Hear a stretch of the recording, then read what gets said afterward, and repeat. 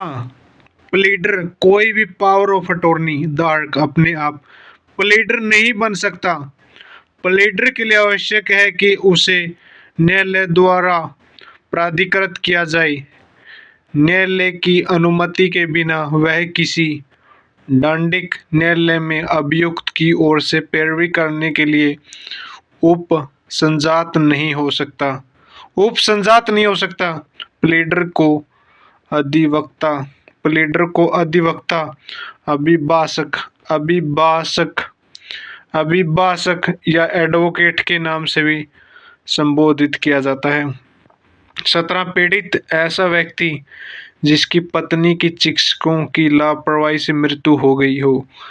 संहिता की धारा 2 close back के अर्थांतर्गत पीड़ित विक्टिम है। अर्थांतर्गत विक्टिम है पीड़ित विक्टिम है। नवल किशोर मिश्रा बनाम स्टेट ऑफ उत्तर प्रदेश के मामले में उच्चतम न्यायालय द्वारा यह अभी निर्धारित किया गया था कि पीड़ित में वह समय उसके संरक्षक तथा विधिक वारिस सम्मिलित है। 3 सेक्शन 3 निर्देशों का अर्थ लगाना। सेक्शन 3 हो गया निर्देशों का अर्थ लगाना। इस संहिता में का विशेष शब्दों के बिना मजिस्ट्रेट के प्रति निर्देश का अर्थ जब तक कि संदर्भ से अन्यथा उपेक्षित न हो। संदर्भ से अन्यथा उपेक्षित न हो। 1 महानगर क्षेत्र के बाहर किसी क्षेत्र के संबंध में न्यायिक मजिस्ट्रेट के प्रति निर्देश के रूप में लगाया जाएगा। निर्देश के रूप में लगाया जाएगा। सेकंड, महानगर क्षेत्र के संबंध में महानगर मजिस्ट्रेट के प्रति निर्देश के रूप में लगाया जाएगा। निर्देश के रूप में क्या लगाया जाएगा? निर्देश के रूप में लगाया जाएगा। ख, द्वितीय वर्ग मजिस्ट्रेट के प्रति निर्देश का महानगर क्षेत्र के बाहर किसी क्षेत्र के संबंध में यह अर्थ लगाया जाएगा कि वह द्वितीय वर्ग न्यायिक मजिस्ट्रेट के प्रति और महानगर क्षेत्र के संबंध में महानगर मजिस्ट्रेट के प्रति निर्देश है। ग, प्रथम वर्ग मजिस्ट्रेट के प्रति निर्देश का 1 किसी महानगर क्षेत्र के संबंध में यह अर्थ लगाया जाएगा कि वह उस क्षेत्र में आधिकारिकता का प्रयोग करने वाले महानगर मजिस्ट्रेट के प्रति निर्देश है। सेकंड, किसी अन्य क्षेत्र के संबंध में यह अर्थ लगाया जाएगा कि वह उस क्षेत्र में अधिकारिकता का प्रयोग करने वाले प्रथम वर्ग न्यायिक मजिस्ट्रेट के प्रति निर्देश है। न्यायिक मजिस्ट्रेट के प्रति निर्देश है। ग, मुख्य न्यायिक मजिस्ट्रेट के प्रति निर्देश का किसी महानगर क्षेत्र के संबंध में यह अर्थ लगाया जाएगा। यह अर्थ लगाया जाएगा कि वह उस क्षेत्र में अधिकारिकता का प्रयोग करने वाले मुख्य महानगर मजिस्ट्रेट के प्रति निर्देश है। मजिस्ट्रेट के प्रति निर्देश है। 2, संहिता में जब तक कि संदर्भ से अन्यथा उपेक्षित न हो न्यायिक मजिस्ट्रेट के न्यायालय के प्रति निर्देश का महानगर क्षेत्र के संबंध में यह अर्थ लगाया जाएगा कि वह उस क्षेत्र के महानगर मजिस्ट्रेट के न्यायालय के प्रति निर्देश है। थर्ड, जब तक इन संदर्भ से अन्यथा उपेक्षित न हो इस संहिता के प्रारंभ के पूर्व पारित किसी अधिनियमित में क, प्रथम वर्ग मजिस्ट्रेट के प्रति निर्देश का यह अर्थ लगाया जाएगा कि वह प्रथम वर्ग न्यायिक मजिस्ट्रेट के प्रति निर्देश है। ख, द्वितीय वर्ग मजिस्ट्रेट या तृतीय वर्ग मजिस्ट्रेट के प्रति निर्देश का यह अर्थ लगाया जाएगा कि वह द्वितीय वर्ग न्यायिक मजिस्ट्रेट के प्रति निर्देश है। ग, प्रेसिडेंसी मजिस्ट्रेट या मुख्य प्रेसिडेंसी मजिस्ट्रेट के प्रति निर्देश का अर्थ लगाया जाएगा कि वह क्रमशः महानगर मजिस्ट्रेट या मुख्य महानगर मजिस्ट्रेट के प्रति निर्देश है। ग, महानगर क्षेत्र में सम्मिलित किसी क्षेत्र के प्रति निर्देश का यह लगाया जाएगा कि वह ऐसे महानगर क्षेत्र के प्रति निर्देश है। और प्रथम वर्ग या द्वितीय वर्ग मजिस्ट्रेट के प्रति निर्देश का ऐसे क्षेत्र के संबंध में यह अर्थ लगाया जाएगा कि वह उस क्षेत्र में अधिकारिकता का प्रयोग करने वाले महानगर मजिस्ट्रेट के प्रति निर्देश है। 4, जहां उस संहिता में बिन किसी विधि के अधीन किसी मजिस्ट्रेट द्वारा किए जा सकने वाले करते ऐसे मामलों से संबंध है। क्या जिसमें साक्ष्य का अधिमूल्यन अथवा सूक्ष्म प्रेक्षण या कोई ऐसा विनिश्चय करना अंतर्वलित है जिसे किसी व्यक्ति को किसी दंड या शासित की अथवा अन्वेषण जांच या विचारण करने तक अभिरक्षा में निरोध की संभावना हो सकती है, और या जिसका प्रभाव उसी किसी न्यायालय के समक्ष विचारण के लिए भेजना होगा, वहाँ वे कर्तव्य इस संहिता के उपबंधों के अधीन रहते हुए न्यायिक मजिस्ट्रेट द्वारा किए जा सकते हैं। या खैर जो प्रशासनिक है कार्यपालक प्रकार के हैं, जैसे अनुज्ञप्ति का अनुदान, अनुज्ञप्ति का निलंबन या रद्द किया जाना, अभियोजन की मंजूरी या अभियोजन वापस लेना, वहाँ वे कथा पूर्वोक्त के अधीन रहते हुए कार्यपालक मजिस्ट्रेट द्वारा किए जा सकते हैं।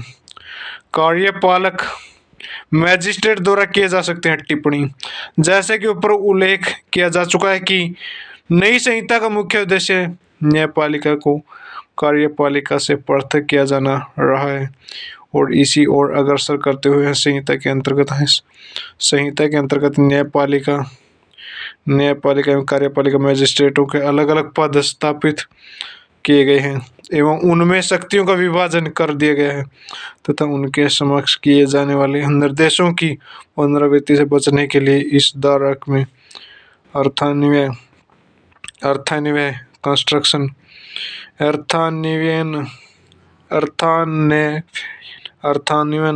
कंस्ट्रक्शन के कतिपय नियम निरूपित किए गए हैं। इन नियमों के तीन निष्कर्ष निकलते हैं। नंबर 1, मजिस्ट्रेट के 2 वर्ग स्थापित किए गए हैं, न्यायिक व कार्यपालिकीय मजिस्ट्रेट।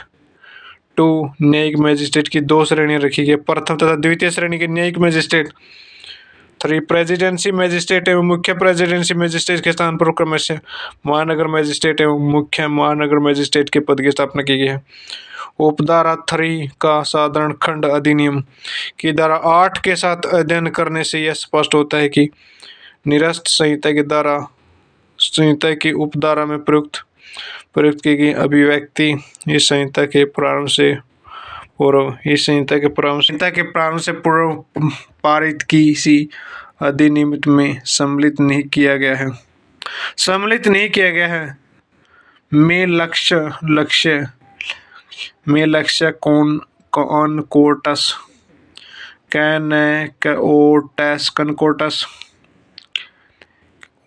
कनकोर्टस प्रोफेसर लिमिटेड बनाम बैंक ऑफ बड़ौदा के मामले में इलाहाबाद उच्च न्यायालय द्वारा यह प्रतिपादित किया गया कि जिला मजिस्ट्रेट एवं अपर जिला मजिस्ट्रेट कार्यपालक मजिस्ट्रेट है तथा इनके कृत्य प्रशासनिक कार्यपालक प्रकृति के धारा 3 क्लोज 4 सब क्लोज 4 भारतीय दंड संहिता और अन्य विधियों के अधीन अपराधों का विचारण भारतीय दंड संहिता 1860 का 45 के अधीन सब अपराधों का अन्वेषण, जांच, विचारण और उनके संबंध में अन्य कार्रवाई इसके पश्चात अंतर्विष्ट उपबंधों के अनुसार की जाएगी। 2, किसी अन्य विधि के अधीन सब अपराधों का अन्वेषण, जांच, विचारण और उसके संबंध में अन्य कार्रवाई इन्हीं उपबंधों के अनुसार एवं किंतु अपराधों के अन्वेषण, जांच, विचारण एवं अन्य कार्रवाई की रीति तथा स्थान का विनिमय करने वाली तत्समय प्रवर्त किसी अधिनियम के अधीन रहते हुए ही की जाएगी। टिप्पणियां, यह धारा इस संहिता के विस्तृत क्षेत्राधिकार को उल्लेख करती है तथा इसके अंतर्गत संहिता की क्षेत्राधिकार को 2 भाग में बांटा गया है। प्रथम भारतीय दंड संहिता के अंतर्गत आने वाले सभी अपराधों का अन्वेषण, जांच एवं विचारण आदि इस संहिता में उपबंधित प्रावधानों के अनुसार किया जाएगा। 2, जहां तक अन्य किसी विधि के अंतर्गत किए जाने वाले अपराधों के अन्वेषण, जांच अथवा विचारण का प्रश्न है, यह इस संहिता में उपबंधित प्रावधानों के अनुसार ही किया जाएगा, लेकिन इस संबंध में कार्रवाई की रीति तथा स्थान का विनियमन करने वाली तत्समय प्रवर्त किसी अधिनियम के अधीन रहते हुए की जाएगा, अधिनियमित के अधीन रहते हुए किया जाएगा। इस प्रकार दंड प्रक्रिया संहिता सभी प्रकार के आपराधिक मामलों के विचरण की प्रक्रिया का निर्धारण करती है। इस प्रकार दंड प्रक्रिया संहिता सभी प्रकार के आपराधिक मामलों के विचरण की प्रक्रिया का निर्धारण करती है, लेकिन यदि किसी विशिष्ट संविधि में इस संबंध में कोई अन्यथा प्रावधान किया गया है तो यह इसका एक अपवाद माना जाएगा। त्वरित विचरण मामलों का त्वरित विचरण जनहित में है, अतः सभी प्रकार के मामलों का विचरण चाहे वे आजीवन कारावास से दंडित हो या अथवा मृत्युदंड से त्वरित गति से किया जाना चाहिए। इस संबंध में के विद्यासागर बनाम स्टेट ऑफ उत्तर प्रदेश का एक उदाहरणीय मामला है। इसमें उच्चतम न्यायालय द्वारा यह अभिनिर्धारित किया गया कि किसी मामले के त्वरित विचरण के लिए सभी पक्षकारों का सहयोग उपेक्षित है। किसी मामले के किसी मामले के निस्तारण के लिए समय सीमा निर्धारित किया जाना उचित नहीं है। अधिक से अधिक मजिस्ट्रेट को मामले के शीघ्र निस्तारण का प्रयास करने का निर्देश दिया जा सकता है। इस मामले में उच्चतम न्यायालय द्वारा मजिस्ट्रेट को निर्देश देते हुए मामले के निस्तारण की समय सीमा निर्धारित कर दी गई थी। इसे उचित नहीं माना गया। आजकल सिविल मामलों की आपराधिक मामलों का रंग देने की प्रवृत्ति बढ़ रही है। यह प्रवृत्ति उचित नहीं है, इसे हतोत्साहित किया जाना चाहिए। न्यायाधीशों का काम केवल मूक दर्शक बनकर बैठे रहना अथवा यंत्रवत काम करना नहीं है। उसे सत्य की तह तक जाने का प्रयास करना चाहिए। उसकी कार्यशैली ऐसी हो कि सभी पक्षों के साथ न्याय हो सके। हिमांशु सिंह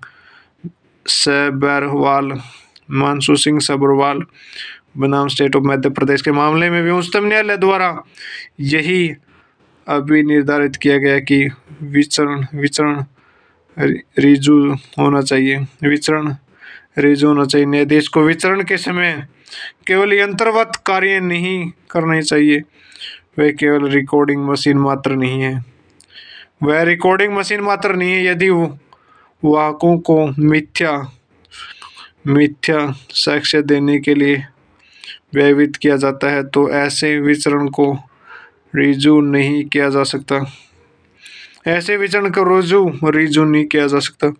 इन द क्रिमिनल ट्रायल प्रिसाइडिंग जज must not be in a specters and mere recording machine, full stop.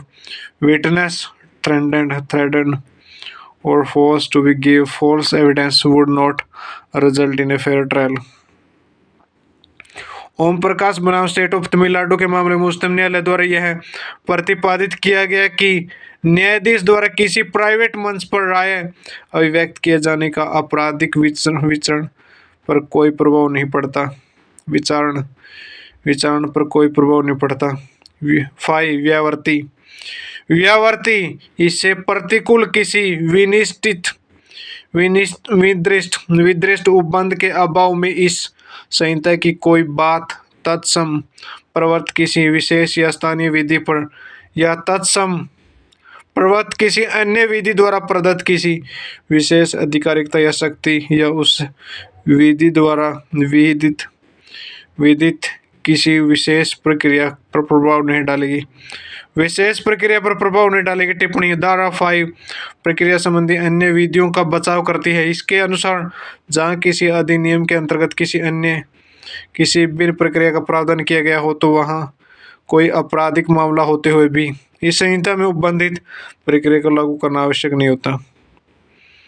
उदाहरणार्थ दंड प्रक्रिया संहिता की धारा 102 और 103 बढ़ल आबादकारी अधिनियम के अंतर्गत किए जाने वाली तलाशियों पर लागू नहीं होती, क्योंकि ये इस नियम के अध्याय 9 द्वारा शासित होती है। नौसेना अधिनियम इस धारा के अर्थों में एक विशिष्ट विधि है।